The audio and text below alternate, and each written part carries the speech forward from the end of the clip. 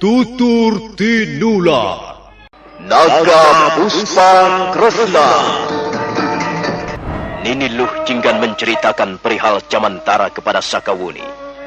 Menurut cerita Nini Luh Jinggan, Jamantara dulunya adalah seorang manusia. Tapi karena dosa-dosanya di masa lampau, maka dalam kehidupan yang sekarang, Jamantara berubah wujud menjadi seekor harimau putih. Dan Jamantara sangat menyesali dosa-dosanya. Dia ingin suatu saat nanti, jika dia sudah mati, maka pada kehidupan yang akan datang, dia akan berubah wujud kembali menjadi manusia biasa.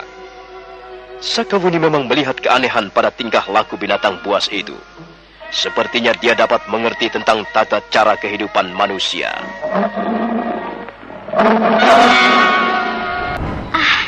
Kau benar, Kakak Uni. Agaknya Jamantara tidak senang kita membicarakan perihal dirinya. Wajahnya kelihatan murung, adik Lu. Dan tiba-tiba saja dia bangkit lalu melangkah pergi. Begitulah Kakak Uni.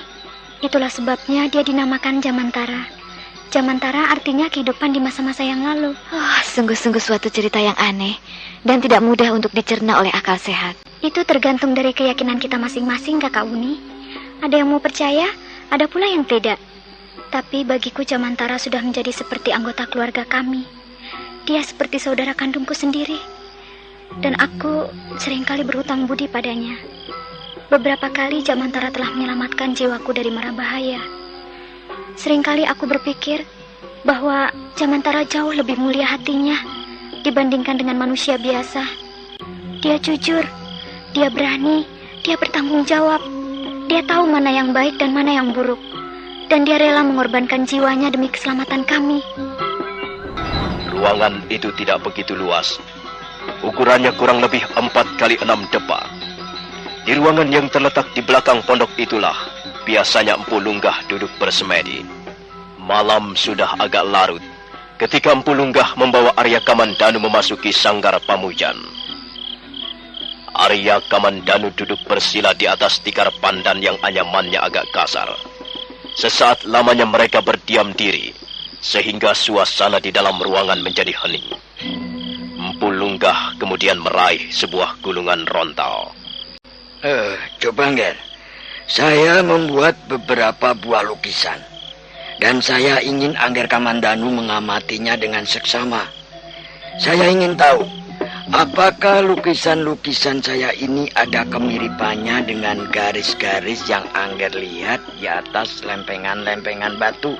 Baik, Bapak Lunggah. Bagaimana dengan lukisan ini, Nger? Tepat sekali. Persis sekali, Bapak Lunggah. Lukisan ini persis sekali dengan garis-garis yang terdapat di atas 4 lempengan batu yang pertama. Apakah Angger Kamandanu tidak salah lihat? Tidak, Bapak Lunggah. Saya yakin bahwa lukisan ini sama persis dengan garis-garis di atas lempengan batu. Iya, saya dapat memastikannya, Bapak Lunggah. Sekarang saya justru dapat mengingat kembali garis-garis di atas lempengan batu yang sebagian besar telah saya lupakan. Kalau tidak salah, lukisan Bapak Lunggah ini ingin memperlihatkan bentuk-bentuk cakar naga. Benar Nger. Coba perhatikan baik-baik. Bukankah garis-garis ini jika dihubung-hubungkan, maka hasilnya akan menjadi gambar cakar naga? Benar, Bapak Lunggah. Kalau ini, bagaimana dengan lukisan yang ini, Nger? Nah, lukisan ini pun sama persis dengan garis-garis yang terdapat di atas 4 lempengan batu yang kedua. Bukankah lukisan ini ingin menunjukkan kalimat-kalimat jurus ekor naga atau petit naga? Benar Nger. Memang lukisan-lukisan ini berbicara mengenai jurus-jurus petit naga. Nah, sekarang yang ini Nger. Ini sudah jelas, Bapak Lunggah. Lukisan ini jelas menggambarkan tentang kalimat-kalimat jurus Raja Naga. Demikianlah yang pernah dijelaskan oleh Paman Wirot kepada kami. Apakah penjelasan itu cukup mengandung kebenaran, Bapak Lunggah? Benar Nger. Apa yang telah dijelaskan oleh pamanmu Wirot semuanya benar. Ke-12 lempengan batu itu memang merupakan harta kekayaan yang tidak ternilai harganya. Karena di dalamnya terkandung ilmu yang sekarang ini sudah langka. Ilmu kanuragan naga puspa ciptaan guru kami, Empu Sasi, memang tiada bandingannya di dunia ini. Ilmu ini sangat tinggi. Jarang sekali para pendekar mampu mendalaminya secara sempurna. Nah, Angger Kamandanu, sekarang dengarkan. Apa yang telah disampaikan Paman Wirot memang sudah cukup benar. Dan sekarang saya hanya ingin melengkapi saja apa yang telah dijabarkan oleh Pamanmu Wirot. Baik, Bapak Lunggah. Kita mulai dengan jurus-jurus cakar naga. Jurus cakar naga terdiri dari 4 jurus. Jurus ini lebih menitik beratkan kepada daya serangan. Jadi pada dasarnya jurus cakar naga adalah jurus untuk menyerang. Sekalipun hanya terdiri dari 4 jurus, tapi kita dapat memainkannya berkali-kali sesuai dengan kebutuhan. Dan jurus cakar naga ini lebih bersifat terang-terangan. Artinya selalu menyerang dari arah depan. Lain halnya dengan jurus ekor naga atau petit naga, Nger. Jurus ekor naga lebih banyak tipu muslihat. Jurus ini lebih lincah dan mengandalkan pada kemampuan meringankan tubuh. Jurus ekor naga akan menjadi sangat berbahaya jika si pendekar mempunyai kemampuan meringankan tubuh yang sempurna. Nah, selanjutnya adalah jurus Raja Naga. Sepertinya jurus Raja Naga jauh lebih rumit, Bapak Lunggah. Rumit dan aneh. Memang, Ger. Jurus Raja Naga ini merupakan jurus-jurus pamungkas dari ilmu Kanuragan Naga Puspa. Jurus ini luar biasa dahsyatnya. Tapi ketahuilah, Ger, sekalipun jurus Raja Naga ini hebat, tapi dia tidak dapat berdiri sendiri. Dia harus didukung dan dipersiapkan oleh kedua macam jurus sebelumnya. Jadi sebenarnya ilmu Kanuragan Naga Puspa tahap ketiga, jika diibaratkan sebuah sungai, dia akan mengalir dengan tenang, tapi menghanyutkan pada tingkat permulaannya. Dan aliran itu semakin lama semakin deras, dan akhirnya mencapai puncaknya pada jurus-jurus pamungkas. Ialah jurus-jurus Raja Naga. Maaf, Bapak Lunggah. Kalau demikian, ilmu Kanuragan Naga Puspa tahap yang ketiga tidak dapat dimainkan secara terpisah. Tidak bisa, Nger. Tidak bisa. Memainkan jurus-jurus ilmu Kanuragan Naga Puspa tahap yang ketiga secara terpisah tidak akan membawa hasil apa-apa. Karena pada dasarnya ketiga macam jurus itu merupakan suatu mata rantai yang tidak dapat dipisahkan satu dengan yang lainnya. Ketiganya merupakan suatu kesatuan yang utuh. Sekarang saya menjadi lebih jelas, Bapak Lunggah. Jadi jurus-jurus itu dimulai dengan cakar naga, kemudian diteruskan dengan petit naga, dan akhirnya ditutup dengan Raja Naga. Tepat, Nger. Memang demikianlah yang seharusnya. Sebenarnya saya masih ingin berbicara panjang lebar dengan Angger Kamandanu mengenai ketiga macam jurus ini. Tapi saya lihat Angger sudah terlalu lelah. Sebaiknya malam ini Angger istirahat dulu. Besok akan kita teruskan pembicaraan ini. Baiklah, Bapak Lunggah. Terima kasih atas segala penjelasan Bapak. Dan selanjutnya saya menunggu sampai besok. Selamat malam, Bapak Lunggah. Selamat malam, Angger Kamandanu. Selamat istirahat. Malam sudah sangat larut. Udara semakin dingin. Arya Kamandanu memasuki biliknya yang terletak di sebelah ruangan di mana Sakawuni dan Niniluh Jinggan terbaring dengan nyenyak. Malam itu Arya Kamandanu hampir tidak bisa tidur sepicing pun. Benaknya penuh berisi persoalan-persoalan yang menyangkut ilmu Kanuragan Naga Puspa tahap ketiga. Tapi Arya Kamandanu menjadi sedikit lega. Pertemuannya dengan Empu Lunggah membuat harapan itu muncul kembali. Dia berharap suatu ketika nanti akan dapat menyingkapkan rahasia yang terdapat di atas lempengan-lempengan batu. Keesokan harinya, Arya Kamandanu terbangun kesiangan. Dia buru-buru membersihkan badannya di pancuran air yang terletak di belakang pondok. Sakawuni bergegas menemuinya di halaman depan. Kau sudah selesai membersihkan badanmu, Kamandanu? Sudah, Wuni. Kulihat kau pun sudah cukup rapi. Aku mau berjalan-jalan dengan Nini Luh Jinggan. Kau ditunggu Bapak Lunggah di Sanggar Pamujan. Kalau begitu aku harus segera menemui beliau. Nah, marilah kita lanjutkan pembicaraan kita semalam, Ger. Silakan Bapak Lunggah.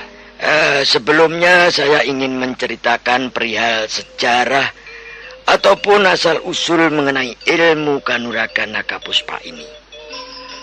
Barangkali Angger Kamandanu sudah tahu siapa pencipta ilmu ini? Menurut Paman Ranubaya, pencipta ilmu kanuragan naga puspa ini adalah Empu Sasi. Benar, Ger. Memang beliaulah yang menciptakan ilmu kanuragan naga puspa ini. Baik tahap yang pertama, kedua, ataupun ketiga. Empu Sasi adalah guru kami. Sebenarnya murid-muridnya berjumlah lebih dari 40 orang. Tapi murid-murid yang dianggap berbakat cuma 3. Pertama adalah saya sendiri. Kemudian Empu Ranubaya. Dan ketiga adalah Empu Hanggareksa, ayahandamu.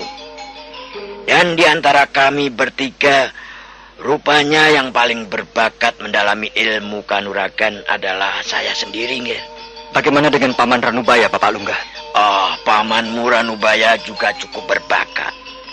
Tapi sebenarnya dia lebih berbakat untuk mendalami ilmu-ilmu pembuatan senjata. Itulah sebabnya Empu Sasi, guru kami, menurunkan seluruh ilmu kanuragan naga puspa hanya kepada saya. Memang kami bertiga memperoleh pengertian-pengertiannya secara lengkap, baik tahap yang pertama, kedua, ataupun yang ketiga. Pamanmu Ranubaya juga tahu tentang seluk-beluk ilmu kanuragan naga puspa tahap yang ketiga. Demikian pula ayahmu. Tapi guru tidak pernah memberikan kunci-kuncinya kepada mereka. Pamanmu Ranubaya hanya menguasai ilmu kanuragan naga puspa sampai tahap yang kedua saja, Ger. Sedangkan ayahmu hanyalah menguasai tahap yang pertama saja. Lalu bagaimana dengan lempengan-lempengan batu itu, Bapak Lunggah? Bagaimana Paman Ranubaya dapat melukiskan garis-garis ilmu kanuragan naga puspa tahap yang ketiga? Kalau memang Paman Ranubaya tidak pernah memperoleh ilmu itu dari Empu Sasi. Pamanmu Ranubaya hanya bisa melukiskan garis-garisnya saja, Ger. Tapi dia tidak akan mampu menjabarkan apa sebenarnya isi di balik garis-garis itu. Memang benar, Bapak Lunggah. Garis-garis itu memang sangat aneh bentuknya. Dan sampai sekarang pun saya masih belum mampu memahami secara keseluruhan. Sepertinya ada sesuatu yang bersifat sangat rahasia. Itulah, Ger.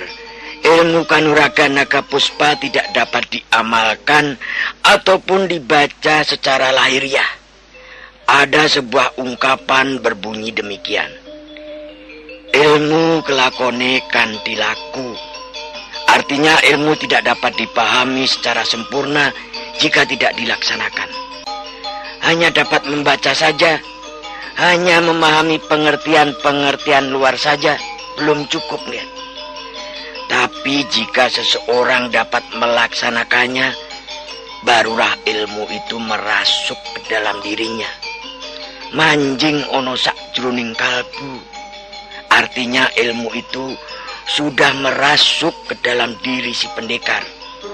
Merasuk sampai ke tulang sumsumnya, sampai ke urat-urat darahnya, sampai ke daging kulitnya, sampai ke dasar sukmanya. Dan itulah yang tidak dapat dicapai oleh Pamanmu Ranubaya.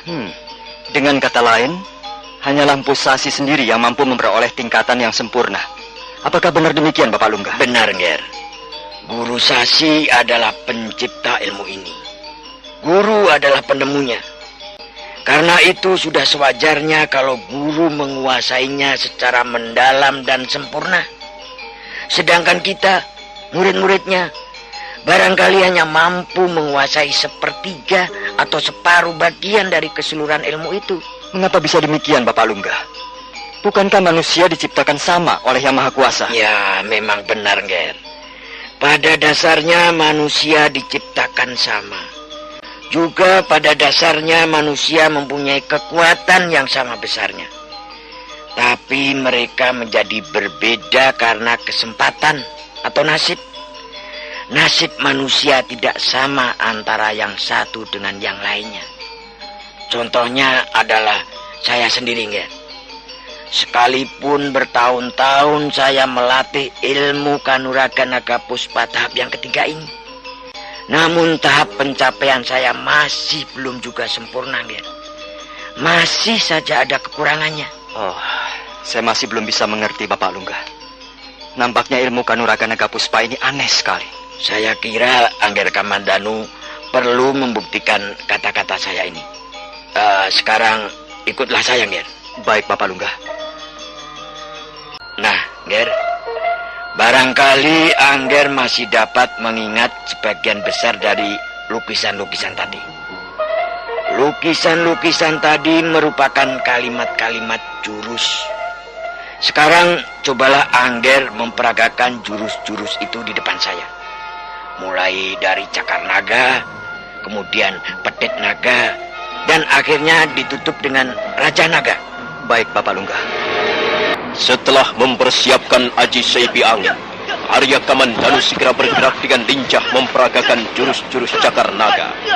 Untuk sesaat lamanya dia terseret oleh arus gerakan-gerakan jurus cakar naga. Saat berikutnya, dia terseret arus jurus-jurus petit naga.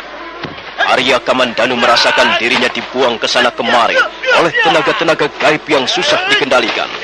Dan pada saat berikutnya, Arya Kamandanu sudah menginjak ke jurus-jurus yang sangat berbahaya, yaitu jurus-jurus Raja Naga. Arya Kamandanu sebelumnya sudah pernah mencoba jurus-jurus itu, dan kali ini pun dia seperti terseret oleh arus yang sangat kuat. Arus kekuatan gaib yang ditimbulkan oleh gerakan-gerakan Raja Naga. Arya Kamandanu berusaha untuk melawan arus itu, namun nampaknya usahanya sia-sia belaka. Dia bagaikan dilempar ke kiri ataupun ke kanan, bagaikan diombang-ambingkan oleh gelombang lautan. Dia menjadi merasa kecil, tak berdaya. Kekuatannya seperti tersedot habis, dan tubuhnya menjadi lemah, dan semakin lemah. Tolong Bapak Lungga, tolonglah saya tidak dapat menghentikannya. Tolong Bapak Lungga.